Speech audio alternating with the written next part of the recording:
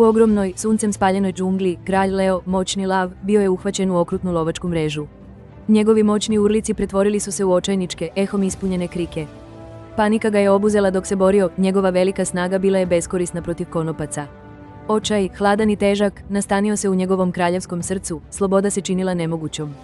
Iznenada, mali poljski miš, Ser Squeakington, dotrča blizu. Sećajući se kako mu je kralj Leo jednom poštedeo život, on je ponudio pomoć. O, kralju Leo, pisnuo je miš, molim te, pusti me da ti pomognem. Leo se podsmevao, ti, običan miš, šta dobro možeš učiniti, ali kako su se udaljeni ljudski glasovi približavali, strah se pretvorio u očajničku molbu. Leo ponos se rastopio, bila mu je potrebna pomoć, brzo. Molim te, zarežao je, glas mu je bio neuobičajeno tih, pogrešio sam.